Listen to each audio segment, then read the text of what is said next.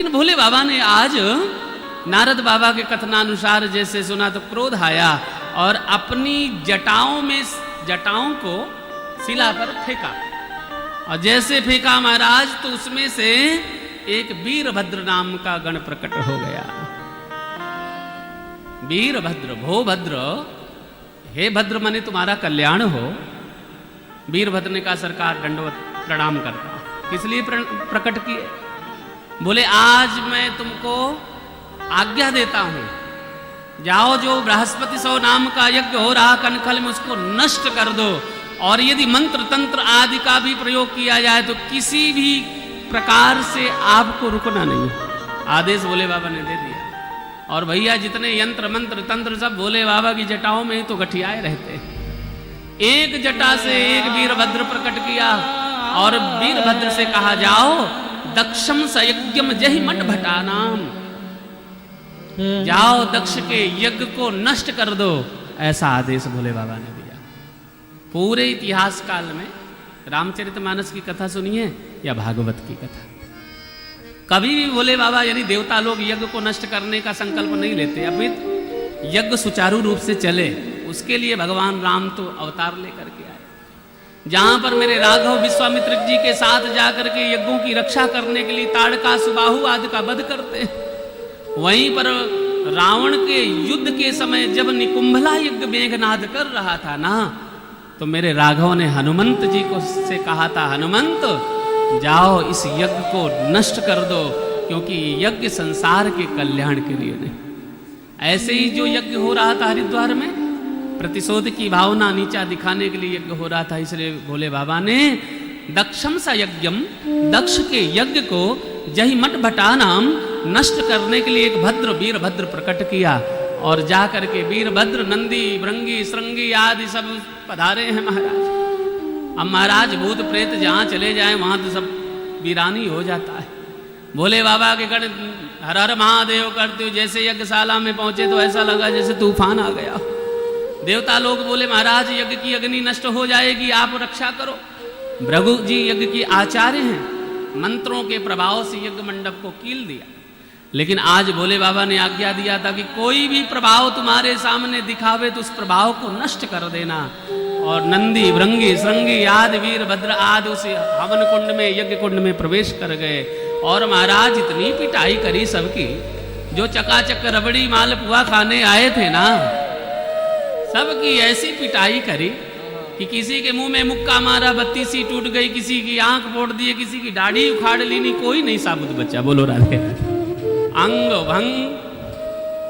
अंग भंग करके महाराज सबको लाचार, सबकी पिटाई करी। सब भागो भागो दौड़ो दौड़ो। भृगु जी बोले भैया हम यज्ञ के आचार्य, बोले तुम ही तो सबके बीज बोने वाले हो। महाराज दाढ़ी उखाड़ ली। और बोले जजमान कहाँ है? देखा कि दक्ष अभिमानी बैठा था, बड़बड़ा रहा था। महाराज आज दक्ष की गर्दन मरोड़ करके और दक्षाय स्वाहा, बस गर्दन मरोड़ करके यज्ञ कुंड में डाल दिया। अब धड़ अलग शरीर से, यज्ञ नष्ट हो गया, वीरान हो गया। भोले ब्रह्मा जी उस यज्ञ में पधारे नहीं थे, नारायण प्रभु पधारे नहीं थे। अब कौन जाए, क्योंकि सती महारानी का शरीर छूट गया। देवता लोग दौड़े दौड़े गए। महाराज हाथ मलते हुए बोले सरकार खाई सो खाई, आगे से राम दुहाई। अब नहीं ऐसी दावत खाएंगे, लेकिन इस बार जो खाने चले गए अब क्षमा तो कर ही दो। ब्रह्मा जी ने कहा बात है भाई? अरे बोले बफर सिस्टम लगा हुआ था, हमने सोचा चार चार रसगुल्ले घटक जाएंगे, लेकिन वहां तो मुक्के मिले खाने के लिए। अच्छा सब गड़बड़ हो गया। बोले सरकार देखो बत्तीसी पूरी पलट दी। अब बताओ जीवन में कोई स्वाद नहीं मिलेगा, सतुआ ही घोर के पीना पड़ेगा। ब्रह्मा जी ने कहा कि जब हम नहीं गए, नारायण प्रभु नहीं गए, तो तुम्हारी जीभ काहे को लपलपा रही थी? हा? तुम्हारे घर में क्या व्यंजनों की कमी थी? अरे अपने घर में चकाचक बनाते खाते खिलाते। देवता बोले कहा बताएं, बहुत दिन से अपने परिसर में किसी का निमंत्रण नहीं आया था, तो हमने सोचा सज धज के चले, चकाचक दावत ही खाया है। ब्रह्मा जी ने कहा ऐसी बात है तो भैया चलो भोले बाबा के पास। जिनकी पत्नी ने शरीर त्यागा है उन्हीं से प्रार्थना किया जाए, भोले तो कल्याणकारी है। और महाराज समस्त देवताओं ने भोले बाबा के समीप पधारे। और भोले बाबा की सब लोगों ने पावन स्तुति करी। जैसे भोले बाबा की पावन स्तुति करी तो भोले ही हैं, प्रसन्न हो गए। और जैसे प्रसन्न हुए तो देवताओं ने कहा, सरकार दुहाई हो, दुहाई हो। आधी धाय न पूरी पावे, अपने घर की थाली छोड़ करके सोचे थे चकाचक खाएंगे, लेकिन वो भी नहीं मिला और मुक्के और मिला, पिटाई मिल गई। भोले बाबा ने कहा, अब चिंता मत करो, अब शरण में आ गए हो, अभिमानी का साथ दे रहे थे। तो बोले अब क्या करें? बोले सरकार आप चल करके यज्ञ को संपन्न कराएं। त्वं क्रतुस्तम हविस्तम हुतासा स्वयं। जैसे महाराज भोले बाबा ने यज्ञ कुंड में जाकर के यज्ञ को पूर्ण कराया है और यज्ञ मंडप में जाकर के यज्ञ को पूर्ण कराया और देवताओं से कहा कि जजमान अधूरा है, अभी जजमान की गर्दन तो यज्ञ कुंड में, जाओ जो जीव मिल जाए उसकी गर्दन काट के लिया। महाराज जैसे नंदीश्वर आदि गए देवता लोग, तो सबसे पहले एक बकरा मिल गया। नंदी बाबा ने श्राप भी दिया था कि जा बहुत बड़बड़ा रहा है ना, दक्ष तेरा मुख बकरे का हो जाए। तो महाराज बकरा मिला, बकरा की गर्दन काट करके दक्ष के गर्दन पर लगाई गई।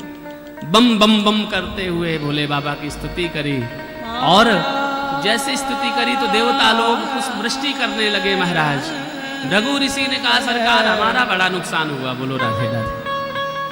भोले बाबा ने कहा, तुम्हारा क्या नुकसान हुआ? बोले बिना दाढ़ी के रहते नहीं, पूरी दाढ़ी उखाड़ ली, एक रोया भी नहीं छोड़ा। भोले बाबा ने कहा, पूरी तो नहीं मिलेगी, आधी मिलेगी। बोलो राधे राधे। इसको क्या बोलते हैं? French cutting. भोले बाबा ने कहा कि अब तुम सुंदर लगोगे, फ्रेंच कटिंग दाढ़ी दे दी नहीं। पूसा नाम के देवता बोले सबरी बत्ती सी तोड़ दी नहीं थी, अब कहा खामे? बोले ऐसा करो, पड़ोसी जब खाएगा तो पेट तुम्हारा भर जाया करेगा, ऐसा वरदान देते हैं। भग नाम के देवता बोले महाराज दोनों आंख फोड़ दी नहीं, कुछ नहीं दिखाई दे रहा। बोले जैसे कौआ की एक आंख होती, दिखने में दो आंख होती है लेकिन बरतने में एक ही आंख होती है। बोले पड़ोसी की आंख से तुम देख लिया करना। बोले सरकार कुछ तो कर दो। बोले चलो कौए जैसे तुमको एक रोशनी, एक आंख से रोशनी दे देते हैं। इस तरीके से जिसने जो मांगा भगवान ने सबको सब कुछ दिया और सबके मध्य में भगवान श्री हरि प्रकट हुए और इस तरीके से यज्ञ नारायण के रूप में भगवान श्री हरि प्रकट हुए। जैसे यज्ञ नारायण के रूप में भगवान श्री हरि प्रकट हुए तो समस्त देवताओं ने आज भोले बाबा की जय जयकार करी। बोलिए यज्ञ नारायण भगवान की जय हो। जय जय श्री राधे, जय जय